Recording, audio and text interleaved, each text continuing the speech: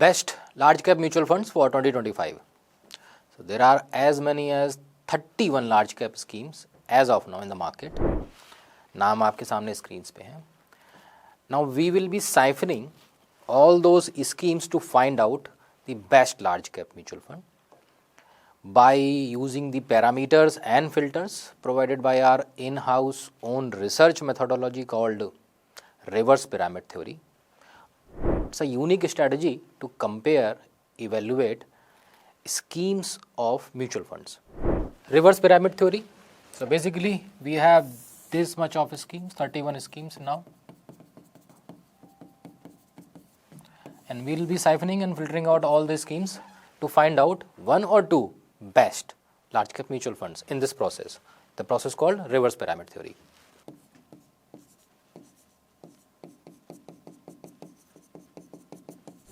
So in step 1, we will be applying our cold filter called anchoring.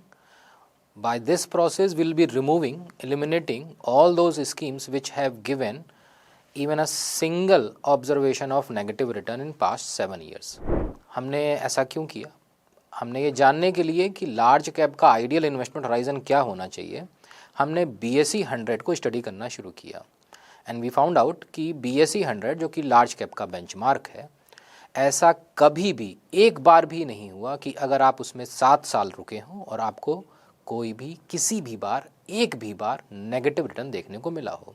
Hence the ideal investment horizon for large cap 7 years. अब हमने अपना core filter apply किया इन सारी 31 schemes के ऊपर, ये जानने के लिए कि क्या इनमें से कोई भी ऐसी स्कीम है जिसमें अगर आप 7 साल तक रुके होते और एक बार भी उसने नेगेटिव ऑब्जर्वेशन दिया होता, यानी नेगेटिव रिटर्न दिया होता. देखते हैं. So after applying our core filter of negative observation, negative observations कैसे अप्लाई होता है ये आप स्क्रीन पे देखेंगे. से फॉर एग्जांपल हमने ये 4 स्कीम्स उड़ाई. स्कीम्स ज़्यादा उड़ेंगी लेकिन हमने एग्जाम्पल के तौर पे यहाँ पे दिखा रखा है आपको. JM लार्ज कैप 26 बार ऐसा हुआ है जब इसने नेगेटिव रिटर्न दिया हो बावजूद इसके कि आप 7 साल रुके हैं. LIC 1 बार, टॉरस 2 बार, UTI लार्ज कैप 34 बार. By removing all those schemes हमने रिस्क को काफ़ी हद तक मिटिगेट कर लिया है. So when we have taken care of risk, अगले स्टेप में हम बात करने वाले हैं रिटर्न्स की. यही 2 चीज़ें हैं जिनसे एक्चुअली रिटेल इन्वेस्टर को फ़र्क पड़ता है. After applying our core filter 12 schemes eliminate हो गई जिनका या तो जिन्होंने नेगेटिव ऑब्जर्वेशंस दिए थे हमको, और या फिर वो इतनी पुरानी ही नहीं थी, यानी 7 साल से पुरानी ही नहीं थी कि हम कोई ऑब्जर्वेशंस देख पाते उनका. ये सारे पैरामीटर्स रोलिंग रिटर्न बेसिस पे हैं. कोर फिल्टर अप्लाई करने के बाद हमारे हाथ में बच के आती हैं 19 स्कीम्स. नाम आपके सामने स्क्रीन पे है. अब हम अपना अगला फिल्टर अप्लाई करने वाले हैं, विच इज़ लाइक हम म्यूचुअल फंड में इन्वेस्टमेंट क्यों करते हैं? हम डायरेक्टली बेंचमार्क में भी पैसा लगा सकते हैं. So the first and primary reason of investing in an actively manage mutual fund is कि हमें बेंचमार्क के ऊपर तो रिटर्न मिले.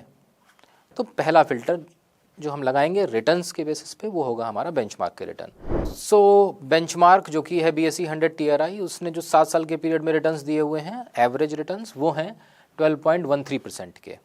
तो हमें बेसिकली ये देखना है ऐसी कौन सी स्कीम्स हैं जिन्होंने बेंचमार्क को भी बीट नहीं किया. 1 साल और 2 साल में नहीं, 7 साल के पीरियड में. तो हमें 2 स्कीम्स दिखाई पड़ी ऐसी जिन्होंने बेंचमार्क से कम रिटर्न पोस्ट किया हुआ है. Groww large cap and Bandhan. Obviously they have been removed. Now what we are left with 17 schemes now जिन्होंने बेंचमार्क के ऊपर रिटर्न पोस्ट किया है 7 साल के होराइजन में. अब हम अप्लाई करने वाले हैं अपना अगला फिल्टर, जो इसके आगे वाला स्टेप होता है.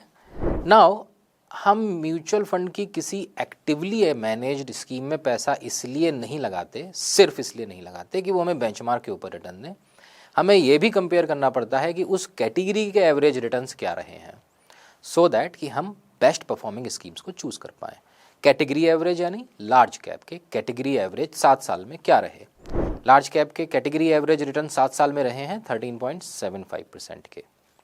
तो अब हम अपना अगला फिल्टर लगाने जा रहे हैं टू रिमूव स्कीम्स जिन्होंने 13.75% से कम का, यानी कि लार्ज कैप के कैटेगरी एवरेज से भी कम रिटर्न पोस्ट किया हुआ है, ऑब्वियसली 7 साल के पीरियड में रोलिंग रिटर्न बेसिस पे।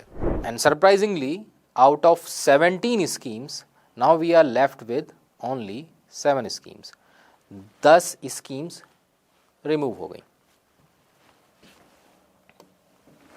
अब हमारे पास जो बच के आती हैं वो ये 7 स्कीम्स बच के आती हैं जिन्होंने 7 साल के पीरियड में अपने कैटेगरी एवरेज से ज़्यादा अच्छे रिटर्न्स पोस्ट किए हुए हैं।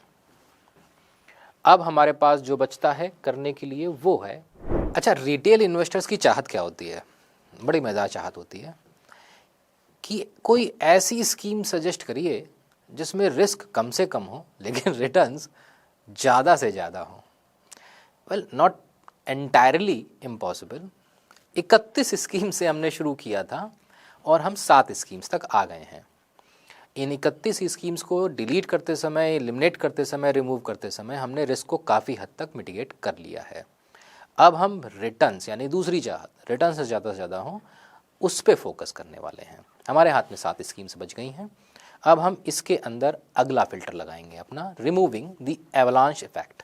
सो the avalanche effect is a very interesting thing in our reverse pyramid theory when we hard measure the past performance on the basis of recent performance also, ताकि अगर हाल ही में उस स्कीम में, उस AMC में, उस फंड मैनेजर के साथ या उस फंड मैनेजर की टीम के साथ में कुछ भी ऐसा हुआ है जिसका इफेक्ट उसके रिटर्न्स पे देखने को मिला है, तो हम उस एक्स्ट्रा ऑर्डिनरी डेटा को या उस एक्स्ट्रा ऑर्डिनरी स्कीम को या लो परफॉर्मिंग स्कीम को पूरी लिस्ट पे से रिमूव कर सकें। जैसे फॉर एग्जांपल 2022 तक एक्सिस की स्कीम्स बहुत बढ़िया परफॉर्म कर रही थी, but because of change in management 2023 से they started performing very poor. So that is the thing जो कि उसके पिछले पास्ट ट्रैक रिकॉर्ड में शायद कैप्चर ना हो पाए, लेकिन ये चीज़ चेक करनी बहुत ज़रूरी है ताकि हम उसकी रीसेंट परफॉर्मेंस की या नॉन परफॉर्मेंस की वजह जान सकें। और अगर वो वजह हमारे अनुरूप नहीं है, हमारे कंफर्ट लेवल के हिसाब से नहीं है, हमारे रिसर्च के हिसाब से सही नहीं है, तो हम उस स्कीम को या उस AMC को अपनी लिस्ट में से रिमूव कर पाएँ। आइए देखते हैं। हमने उन 7 स्कीम्स जो हमारी फाइनली निकल के आई थी, अब उनको कंपैरेटिव एनालिसिस के तहत डिसेंडिंग ऑर्डर में आपके सामने यहाँ पे लगाया हुआ है। So on the top is Nippon, जिसका 1 ईयर का रिटर्न है 27.29। अब हम इसको हार्ड मेज़र कर रहे हैं on the basis of the category average 1 year P2P 24.07% के हिसाब से। आप पाएंगे इन 7 स्कीम्स में से सिर्फ 3 स्कीम्स ऐसी हैं जिन्होंने कैटेगरी एवरेज के ऊपर रिटर्न दिया है, लेकिन इसका मतलब ये बिल्कुल भी नहीं है कि ये जो नीचे की 4 स्कीम्स हैं ये खराब हैं। इन 7 स्कीम्स ने अपना बेसिक क्राइटेरिया फुलफिल कर रखा है और वो है 7 साल में इनकी परफॉर्मेंस अच्छी है और कंसिस्टेंट है, exactly the thing which you want. लेकिन जो बाकी की 3 स्कीम्स हैं उन्होंने 1 साल में भी अच्छा परफॉर्म किया हुआ है। सो अब जब आपकी चाहत आती है कि 7 schemes, 2 diverse, so all the 7 schemes हैं परफॉर्म सेटिस्फैक्टरीली, किसी के भी केस में हमको एक्स्ट्रा ऑर्डिनरली हाई या लो परफॉर्मेंस देखने को नहीं मिला है when we compare to the category average P2P। ध्यान रखिएगा, it is not about the low performance only. अगर किसी पर्टिकुलर स्कीम में हमको एक्स्ट्रा ऑर्डिनरली हाई परफॉर्मेंस भी देखने को मिलती है तो भी हम कॉशियस हो जाते हैं वाइल सजेस्टिंग टू यू। एक और पॉइंट नोट कर लीजिएगा, हालांकि सिर्फ 3 ही स्कीम्स ने अपने कैटेगरी एवरेज से ऊपर के रिटर्न दिए हैं, लेकिन बाकी के 4 स्कीम्स भी 7 साल के पीरियड में अपने बेंचमार्क के रिटर्न को और कैटेगरी एवरेज रिटर्न्स को भी बीट किए हुए हैं। सो ये जो परफॉर्मेंस है ये बहुत टेम्परेरी है, सिर्फ इस वजह से देखी गई है ताकि 1 साल के अंदर होने वाले किसी भी एक्स्ट्रा ऑर्डिनरी इवेंट को हम खातिर में ला सकें, हम उससे होने वाले एक्स्ट्रा ऑर्डिनरी परफॉर्मेंस या एक्स्ट्रा ऑर्डिनरी नॉन परफॉर्मेंस को टेकअप कर पाएँ, कंसिडर कर पाएँ। So if you ask me, I am good to go with all the 7 schemes, but 7 schemes, I guess 2 divers, right? So let's settle down for 2 schemes now. तो मेरे हिसाब से अगर आप देखेंगे तो आप इन सातों स्कीम्स में से किसी भी एक या दो स्कीम को सबसे आसान तरीके से चूज़ कर सकते हैं बाय डूइंग अक्कड़ बक्कड़ बम्बे बो। बट आई अंडरस्टैंड कि आपको एक ऐसा प्रोडक्ट बास्केट जिसमें एक या दो स्कीम हो जो सबसे ज़्यादा अच्छी हो वो जाननी है। तो let's settle down for 2 schemes now. On the basis of other few secondary parameters, we can settle down for 2 schemes, and here is the suggested product basket from BFC Capital to you to invest in large cap mutual funds in 2025. One is going to be our all-time favorite is Nippon India Large Cap Fund, and the second is going to be Franklin India Blue Chip Fund. ध्यान रखिएगा, screen पे आपके सामने एक date दिखा रहा हूं मैं, एज ऑन 12 दिसंबर 2024।